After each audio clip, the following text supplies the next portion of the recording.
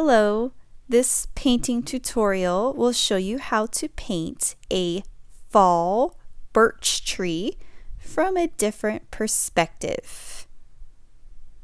I'm using a 12-inch by 16-inch canvas. I'm going to draw this tree so that the bottom part is wide and that it gets smaller as it goes to the top. So the perspective of this painting is as if the viewer is at the bottom looking up into the tree. So the bottom is, you saw me do about 5 finger widths, and then I'm going to lightly sketch the trunk, and it's going to go diagonally to the corner and it's going to get smaller. I'm making this version kind of curve as it goes to the top. However, you can also simplify it and do a triangle. So if you were to draw this on your canvas, it would be simplified versus doing it the curved way. So my trunk actually is wide at the bottom and then it curves just like that. Okay? And if you want, you can draw some branches that are kind of hanging out. I did a few, but I kind of recommend not doing the branches because we're going to be painting over them anyway. So if you want to kind of sketch out the branches just to practice, you can do that. Otherwise, just leave it as the trunk.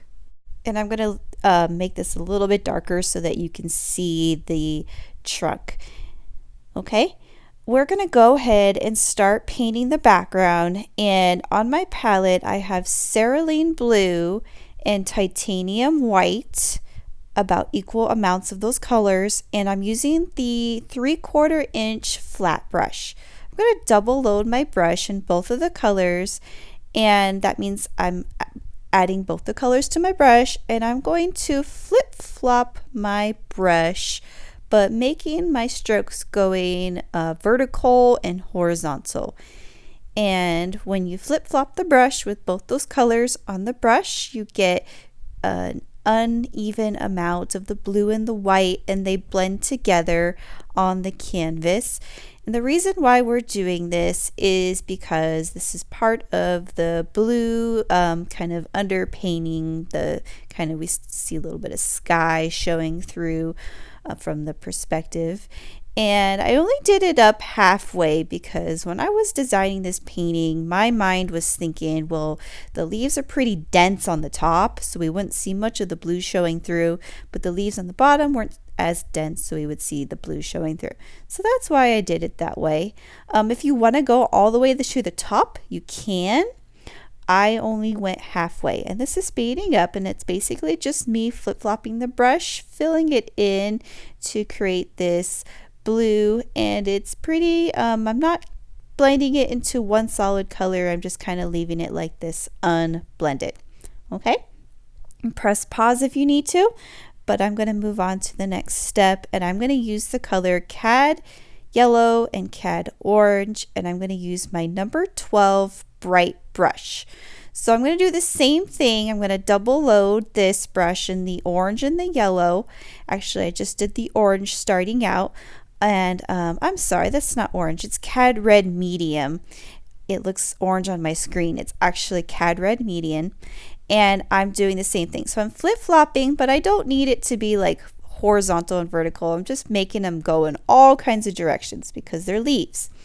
And so I'm adding in the yellow and flip-flopping the brush, and this is going to take quite a bit of time, but it's super fun and super relaxing. So you're going to dip your brush in the red and the yellow and just apply it to the top of the canvas, flip-flopping your brush, and don't stress about filling in all the white spots, but I need to tell you this, I haven't told you that yet. You want to leave your trunk unpainted. So as much as possible, I know I painted over a lot of it at the top, but the trunk that you drew, you want to kind of leave that blank so we don't lose that trunk. We kind of still see where it is. Okay, So that's as far as I went with the red and the yellow. Again, I know that the camera is speeding up, so press pause when you need to.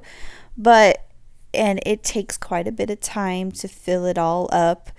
But you're going to add in another color next. We're going to use the color Unbleached Titanium, and this color really helps to kind of help us fill in all those white spots without making it too vibrant and colorful. So we want to get the 12 flat brush, and I'm going to get this 3/4 out of the jar so it's not sitting in the jar very long. But my brush that I used to paint the red and yellow leaves, that's rinsed off and dried, and I'm going to add the Unbleached Titanium. So I'm going to try to fill in as much of the white spots as possible. Don't stress about having to fill in all the white spots right now, because they'll eventually all be filled in because we'll be doing more layers of leaves later too. But this Unbleached Titanium blends very nicely with the red and the yellow, and it helps to kind of fill in some of these gaps. So I'm going to go ahead and do that, flip-flopping my brush to fill in the space. And you notice we're not doing it over the blue area yet because the blue is not dry yet, so that's why. But there's definitely leaves down there too. So we're going to work on the top, and then in a little bit we'll start putting the leaves on the bottom. But I'm filling this in as much as I can, and you want to be really careful. We're not I know that the colors blend together when you paint over other colors, but we don't want to keep blending it until it's all one solid color. So you want to just do one stroke and then go to another area, and then do another stroke and go to another area. And then you can add more red or yellow to your brush, and you get like a nice different variety when it's mixed with that Unbleached Titanium. But if you keep working it, and it'll eventually all be like one solid color, and we don't want to do that. We want it to be unmixed, and we want it to look like different variations of colors in the fall leaves. Okay, so at this point you should be pretty much filled up at the top. It's okay if there's still a few white gaps in there, because at the very end we'll do another layer of different leaf color. Okay, and check your blue area to see if it's dry. Mine is relatively dry, and if it's not, you can take a break and come back, or you can get a hair dryer and dry that bottom part. But I loaded red and yellow back on my palette, and just double checking my blue, it's pretty dry, and I'm going to start doing my leaves on the bottom here with the red and the yellow. So same kind of concept, loading your brush in both of the colors.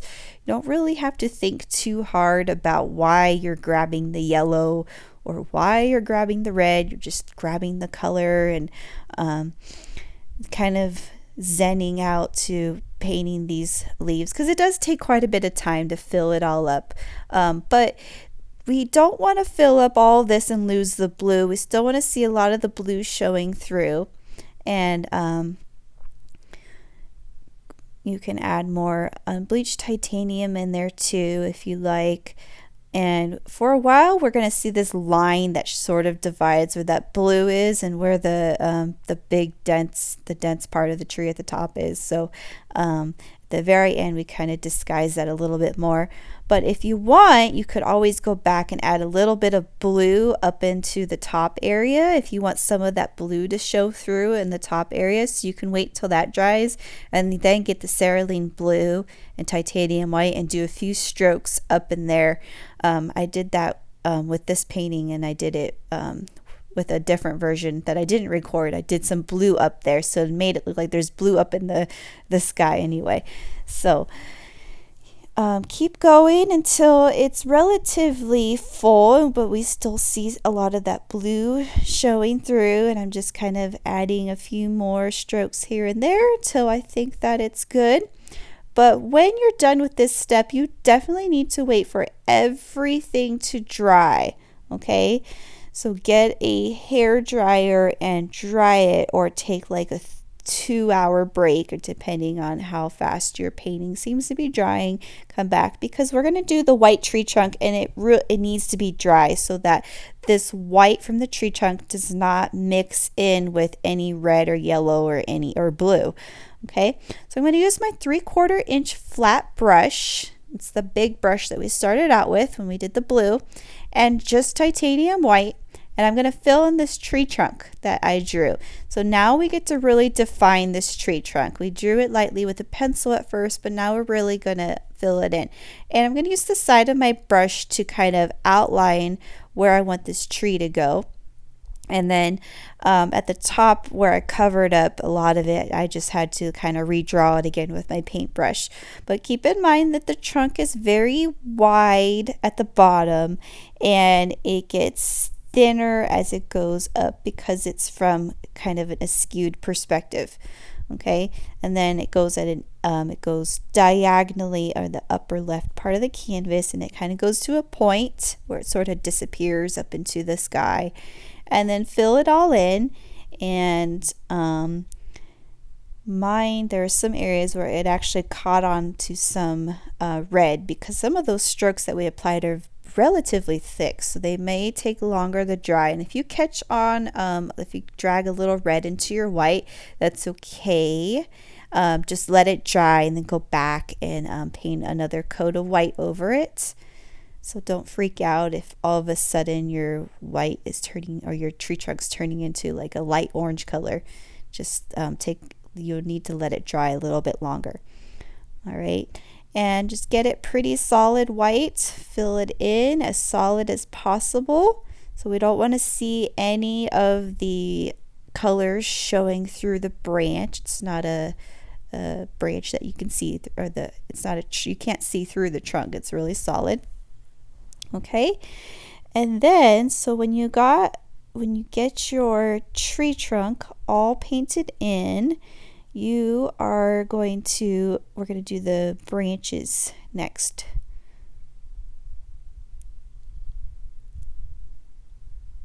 Okay, so you're going to use your 12 flat brush for the branches. Make sure that everything's rinsed off and ready to be for the white. So for the branches, I started at the bottom. So this branch down here is going to be kind of big, and the other ones are going to get smaller as they go up. So the branches they start out thick at the base, so you can use the full width of your brush at the base, and then you can twist your brush to get your branch to go thinner and then to the point. So you start out using the full width, and then as it gets thinner, you twist the brush, and then it gets thinner. Okay, and so these branches can branch off. So I always think of the letter Y when I'm painting branches. So they start out with the base part of the Y, and then they branch off into two different branches. Okay, and when you're doing the smaller ones, make sure you use the side of the brush and not the full width. So you got to turn your brush depending on how thick or thin you want your line to be. Okay, that one has 3 different stems. Okay, and then keep in mind, as you are working in this upper area, your branches are thinner and smaller, so that it looks like it's from the perspective that we want. So we don't want really thick branches in the upper left corner of our tree. Okay, and you could just go as crazy as you want, add as many branches as you want, or as many, you can keep it minimal and not do as many branches. I like to do a lot of branches when I paint trees.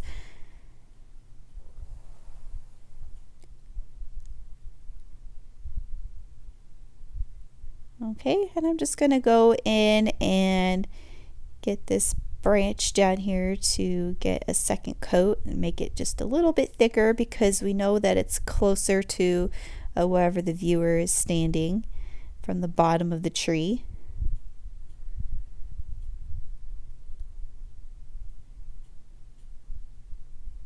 And then we have branches that might be hanging down.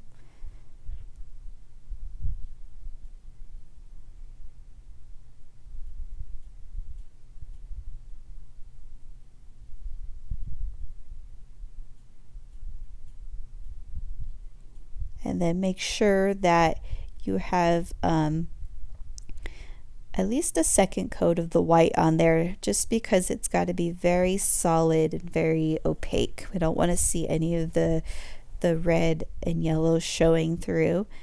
And I think this is the area where I caught on some of the orange, and it's not even that noticeable on the camera, but I'm just going back over it to make sure that it's covered. Okay. And so I recommend letting this dry a little bit, especially if you added a very thick coat, because I told you to. But we're going to do the black marks on the tree next, and you just want to wait a little bit. Mine is drying fast because I have lights and a fan going, and so my environment's kind of might be a little bit different from yours, because of the very warm lighting that I'm using when I'm painting and recording myself, and the fan is going, so it's drying super fast, but you want to make sure that yours is relatively dry now. Okay, so I loaded Mars Black on my palette, and I'm going to use my 12 flat brush, and we're going to dry brush these black marks on. So if you've never dry brushed before, I recommend getting a paper towel, and you load your brush in the black and you wipe it off on the paper towel so there's not a lot of paint on your brush. And when you go and paint on the canvas, because there's not a lot of paint on your brush, it comes out dry and feathery. Okay, and it's also important to make sure that there's no water on your brush too. So if you dipped your brush in the water, make sure you dry it off very well with a paper towel. So it's kind of a pattern that repeats. You dip it in the black, you dab it on the paper towel, and then you paint. So when you're painting these black marks on the side of the tree, I use the full width of the brush to drag the paint. So right there on the side, I'm going to do it right here on the branch. So you're dragging the paint using the full width of the brush, and you're just kind of dragging it. Okay, so just dragging it on pretty much all of the edges, and both of the edges, not just one side. So I'm going to show you here just a second. Okay, so this bottom part of it, just dragging it. Okay, so this right part of the tree trunk, so you start on the side, and they don't all have to be the same width. Some of them I'm going kind of smaller strokes, some of them are kind of a longer stroke, and then in the middle I can just do some dash lines using the tip of my brush. Okay, and so you're just going to do this all up the tree. Super easy. Okay, so you just start at the edge of the tree and drag it. You can kind of curve your stroke too, so we know the form of the trunk is a 3D object. It's not flat, so the black marks would be kind of curved to show that there's form. So you can do that when you're making your strokes. And then make sure you do it on all the branches. It gets kind of tricky with some of these small branches because it's such a small area. And if you want, you can grab your round brush to do that. But I did not. I like using the flat brush. And then when you get into these really small branches, you can just paint a solid line. So with the tip of your brush on its side, you can just make some black branches.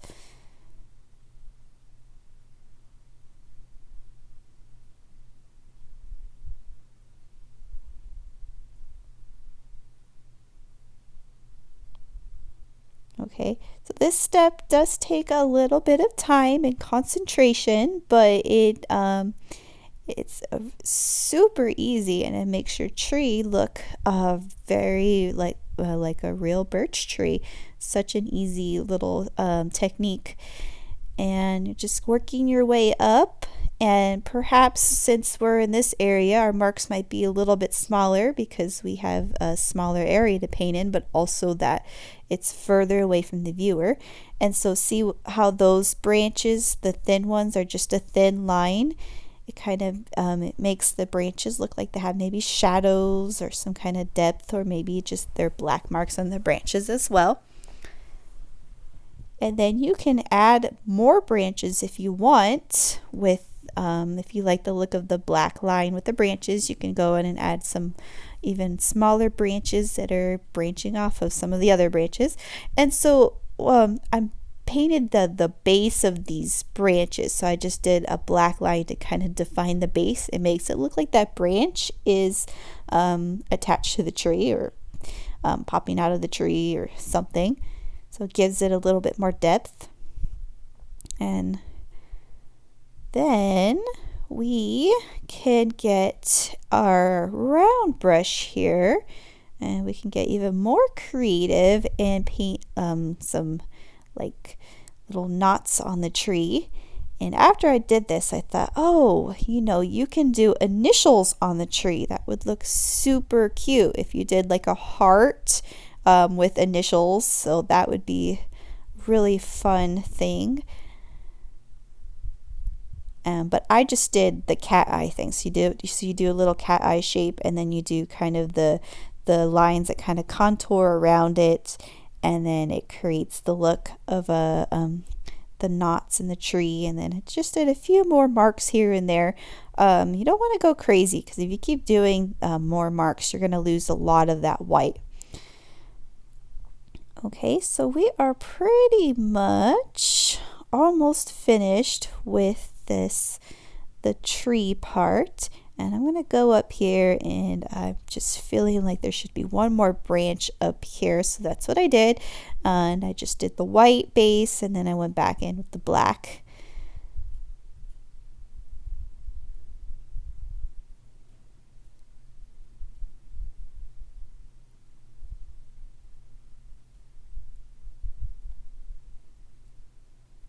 Okay, so this final step I'm going to show you is actually, it's going to kind of make a lot of things pop in this painting, because we're going to do a layer of leaves that are kind of in front of these branches. And we're going to load onto our palette titanium white and cad yellow medium, so yellow and white. And we're going to use our 12 flat brush, so make sure it's all rinsed off and doesn't have any of that black residue on it. So you want to get it nice and rinsed off. And then you're going to double load your brush in the yellow and the white.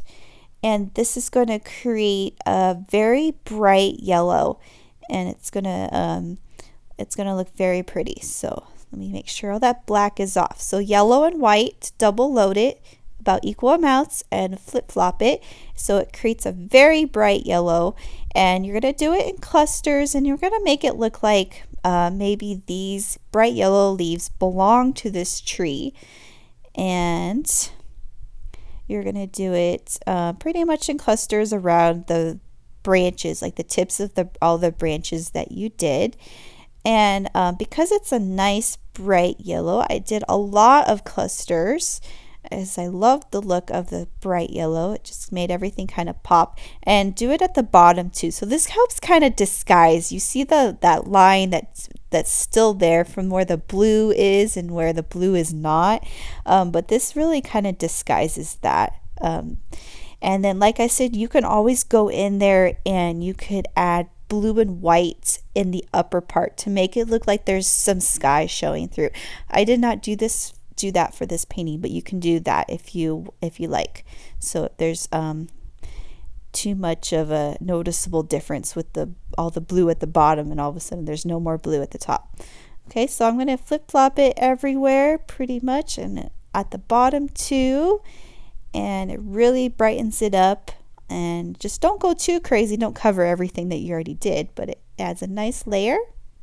And pretty much this painting has come to its conclusion. I hope that you enjoyed painting the birch tree fall painting with me from the perspective of looking up into the branches. As I finish up my final strokes in this, it is pretty much finished. Thank you for watching.